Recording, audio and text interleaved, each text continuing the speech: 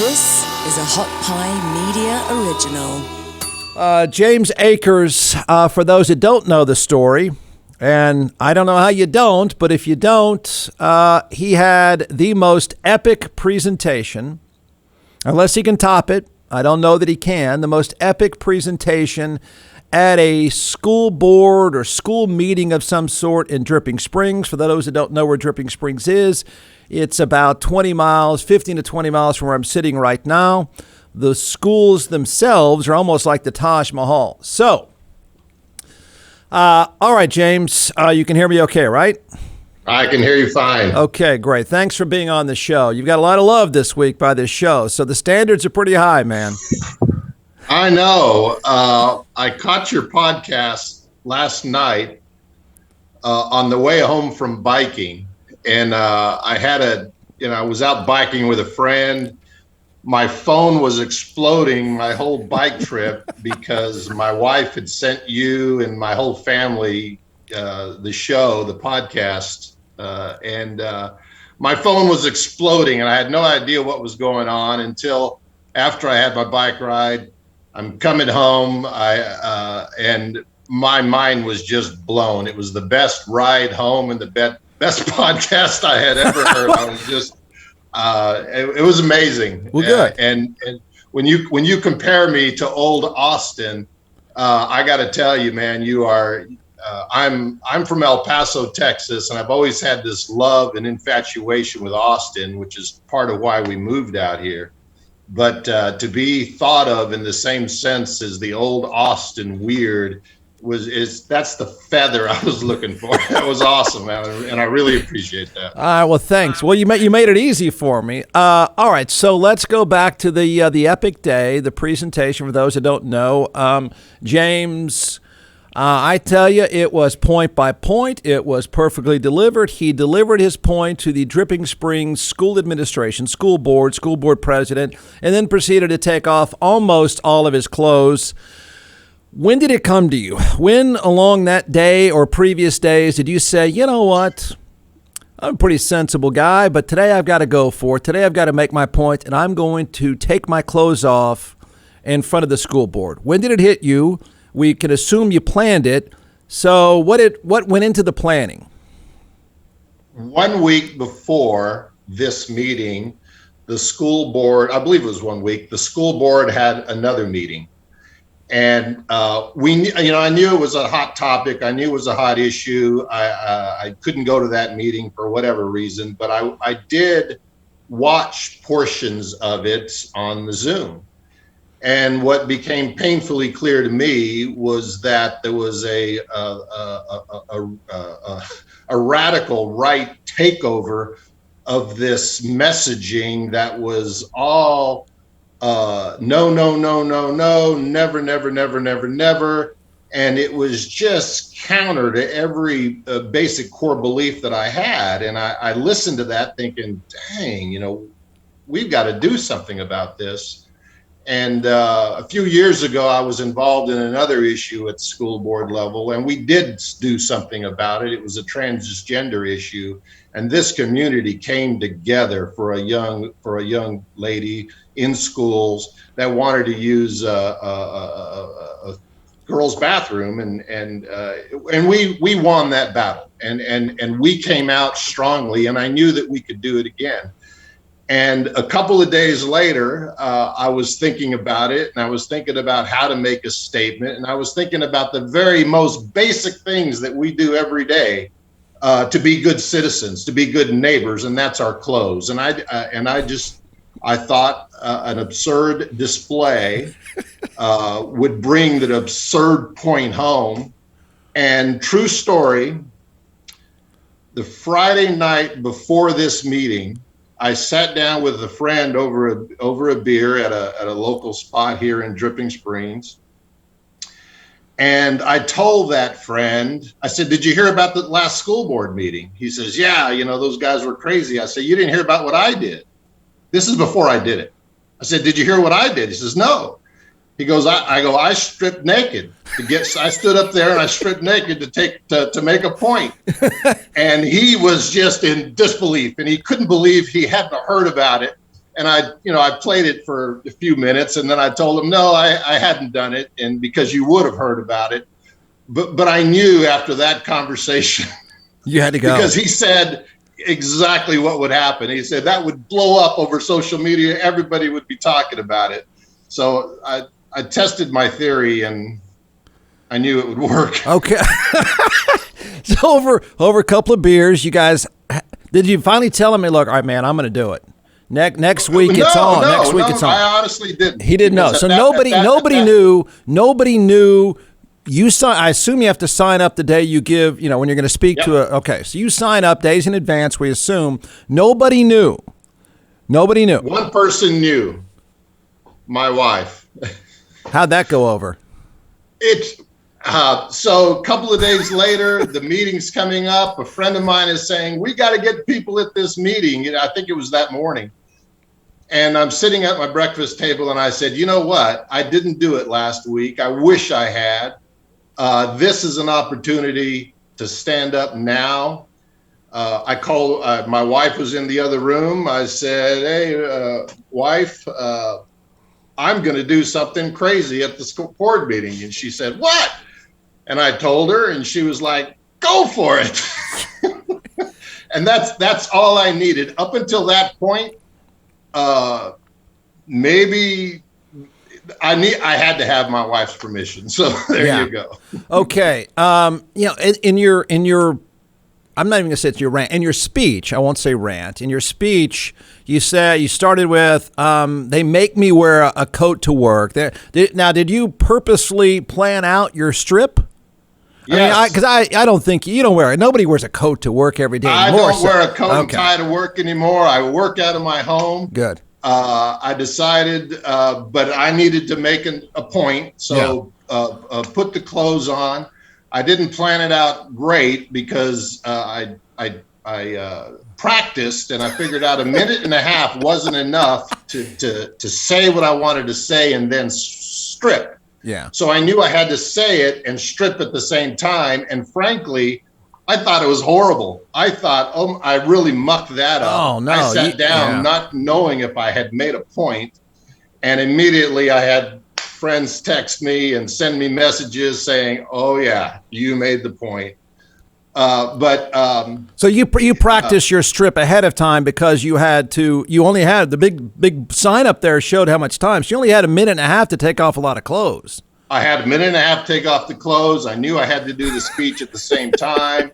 I had just left. I left the house at 3:00, and I said, Martha, I'm going with my suit and tie. And she goes, what, are you going to go straight over there from there? So I went to the Y.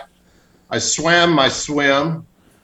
I get out and I'm take a shower and everything, and I'm gonna put my clothes back on, and of course, what do I have? My swim trunks that just got out of the pool with me. They were wet and damp. So that was I did not great planning on my part. Well, I mean, what did you plan on going full? You didn't plan on going fully nude, had you? No, absolutely, no. Yeah, And I didn't need to. And that became clear that I didn't need to. Okay. And I think you jumped on me for not taking off my socks. Well, yeah. Now you put it in perspective. I didn't know you're limited on time. I'm actually kind of impressed you stripped as far as you did. But okay. So you left on the dark socks. I get it. Did you have the shoes on too? No, I had taken my shoes off because I knew that I wanted to get the pants off, and I didn't want to fight my shoes. So I had taken my shoes off before I went. Okay, so this was obviously pretty well thought out. It was perfectly executed, I think. You said you didn't do a good job, but I don't know what rehearsal was. I don't know what rehearsal was like, so I don't know. But there are two cops standing next to you now. You're a sensible guy. You're not a guy that, even though you said you ran stop signs on the way to get there, you're a guy that doesn't want to break the law. You probably didn't want to get tased or beat up either. At some point, I got to say this, though. Those guys, those cops were shockingly restrained. Those cops were great. And I know both of them. I've dealt with both of them before. Our constable, I know, he had seen me at other meetings. And they approached from the front, and I think there was a sheriff behind me. My wife said there were 3 of them there, and I was kind of oblivious.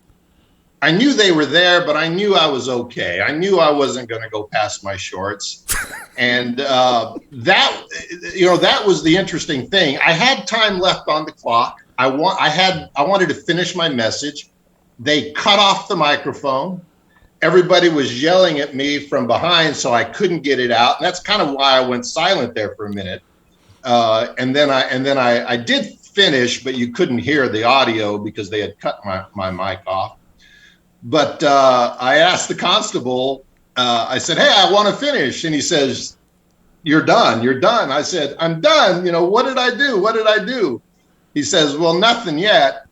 And I said, "Okay." I said, "Don't worry. I'm not dumb." And of course, the board president asked me to put my clothes back on. And because I am who I am, I put my clothes back on.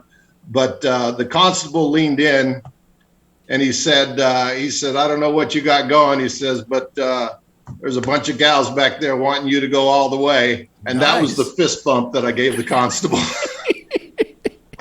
So they wanted you to go. So now you stood there kind of bowed up for a little bit, but you're in great shape, man. You got a big back. I'm sorry to say that I noticed, but you got a big back. I noticed it too when I saw the video. You don't often see a video of yourself in the back, and I noticed. I thought, wow, that's a big back. My dad has a big back. So yeah, there you go. I mean, so are you pretty, you work out, I assume, you bike, you swim and all that stuff. You're pretty happy with your look overall? John McClellan is the co-founder and creator of ATX Hot Sauce, now in all 50 states and several retail outlets as well. So what we're going to do today is we're going to let this social media rock star chef walk us through 4 different sauces, and then I'll taste, and we'll tell everyone why they should buy. You can give the science behind these, and then I'll make the simple recommendation. Go to atxhotsauce.com. All right, I don't think anybody's heard the website. Yeah, I know. By you, Jeff, but never it is atxhotsauce.com. I'll say I got that one right. 45 times, atxhotsauce.com. So let's do it. I brought 4 flavors here, and we're going to test your palate today. Okay. And I only brought 4 because I didn't think you could handle 5 or 6. Yes, probably a smart move. Yeah. And so the first one we're going to try here, it's called Beet Heat. And just like the name implies, it has beets in it. It's made with red Fresno peppers. Red Fresnos are red peppers that are they're hotter than a jalapeno and a little bit less than a serrano. So not super hot here, just a lot of really good flavor. So we're going to start with this one, and then we're going to move up the chain. Okay. I've had the Beet Heat, but okay. Yeah, we're going to try it though. It goes well with a cab. All right, Jeff's savoring Beet Heat. I'll even do it with you, so that should be all right. Now remember, it is hot sauce. Yeah. Oh, it is. It's hot sauce. Trust me, man. Wait, is that one hot to you?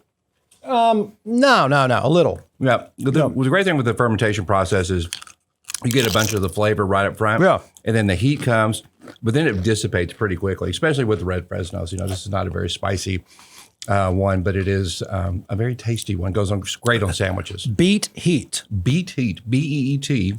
Heat. All right. Go to atxhotsauce.com. That's right. No. I got a few more pounds to go, man. I've been working it off. I have this, and COVID is part of this for me. And my parents are older, and my in-laws are older, and I have been, I'm not going to say reborn, but in the last 6 months, I just have this sense of mortality. And what are we doing? Let's be healthy. Let's get out there. So yes, every day I want to swim or bike or hike or get out there and live a fun life. So this stood out to me. First of all, the reaction or non-reaction of the cops was pretty cool. I mean, one of them just shrugged his shoulders, which was great. But then the school board, it was the school board president. Now, maybe everybody involved. You said they didn't know you were going to do this, but I found it kind of stunning when she made the comment, well, we know you're a swimmer. Now, is that because she checked out your shorts, or is that because she knew, or you're just jacked up? How does she know knew. this? I've known her, and I've known many of the board members for a while, and I also coach a swim team out here. Okay. Sometimes in the summer. So, and yeah, these are folks that I've known for a long time. This is it's a medium small community, but I've been here 15 years and I've made my voice known, like I said, at other, occasions going on. So you put your clothes back on. So what was, we heard some of the yelling behind you and the cops say they want to check you out. What was your exit like? Oh, I went back to my seat and I sat there and I listened for a while. And did you have your clothes on? For one young lady to get up there and talk about her poor young children and the pervert that just stripped in front of them. Oh boy. And okay, whatever. And then I went back and I sat with my wife. And so what? Wait. So another person got up. You put your clothes back on to sit down and listen, right? Yeah. Okay. So somebody got up there and railed on you for what you did?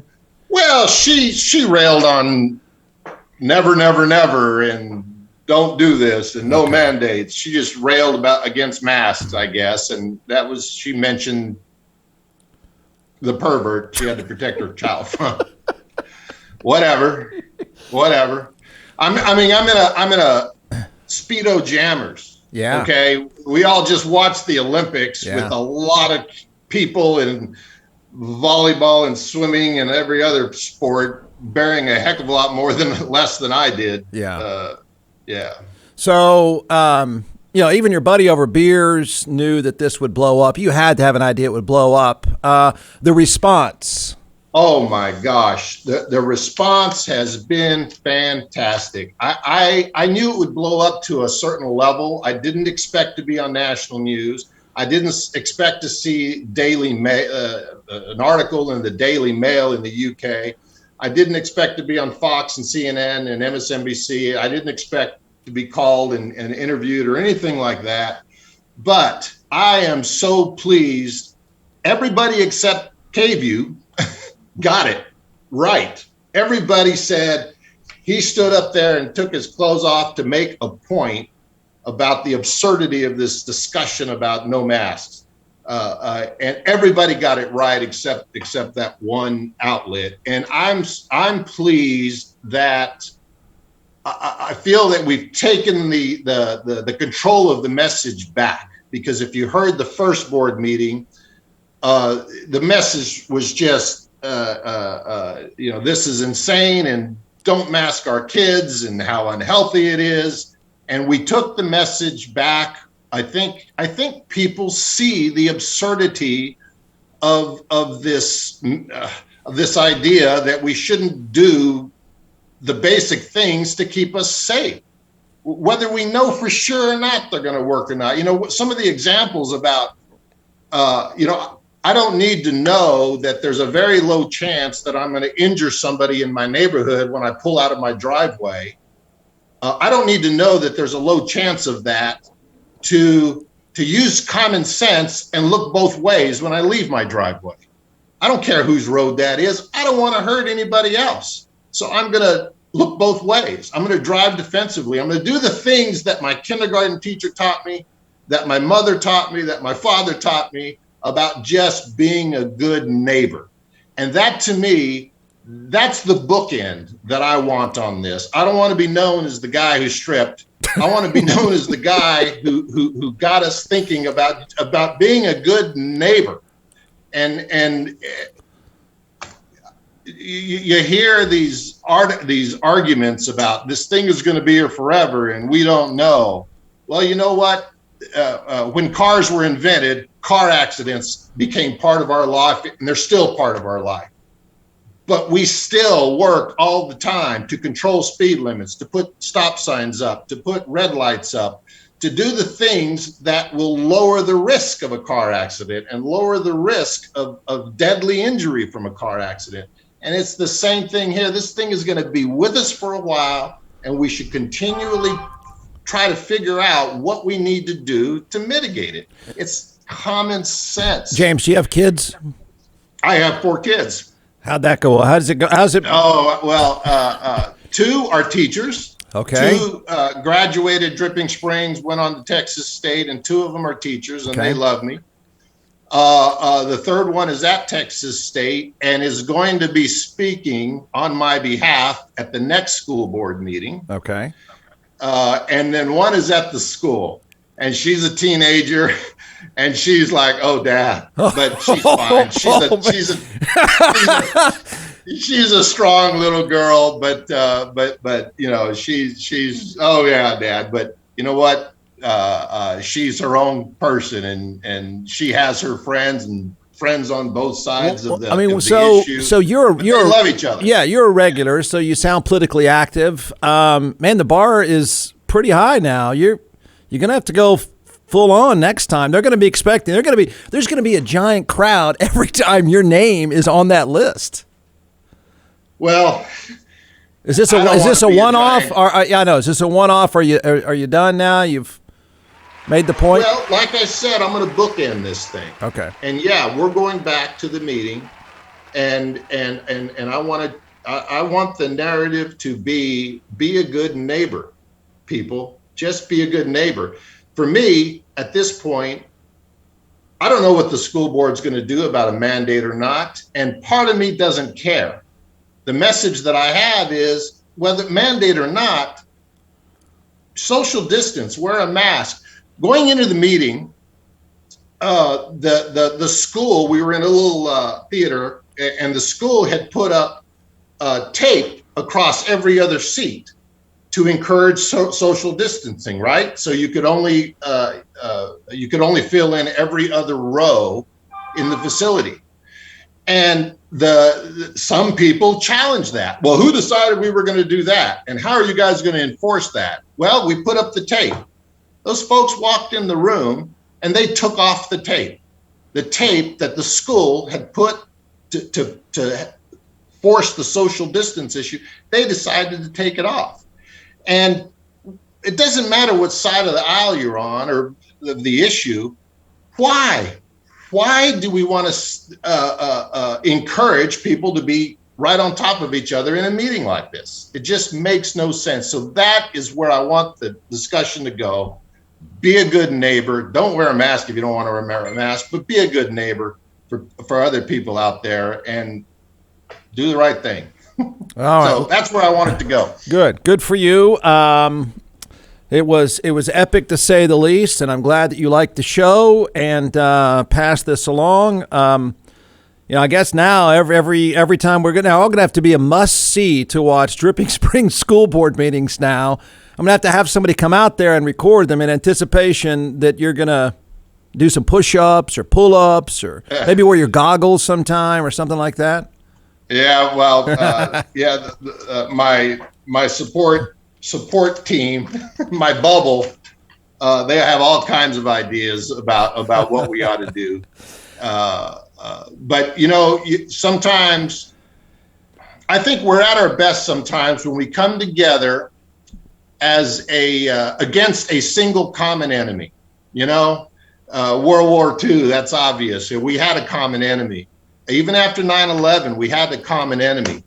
But right now, the common enemy is kind of ill-defined. We think it's each other. We think it's mandate versus not mandate. That's not the common enemy. The common enemy is this virus, is this COVID. And I think on some level, we're going to have to live with this the rest of our lives, just like we're still living with 9/11. But we're not fighting it tooth and nail. We're not fighting every little thing that the government wants to do to help control the movement of people on airplanes and what have you. And, that's smart. Why? I think because we had that common enemy that everybody understands. But this, for whatever reason, we haven't rallied against a common enemy yet. And I hope we can. I really do. James, thanks for doing this morning. It was great stuff. Appreciate it. Thank you. Thank you, sir. All right. Bye-bye. From the Hot Pie Media Studios in Austin, Texas, it's The Jeff Ward Show. Listen at jeffwardshow.com.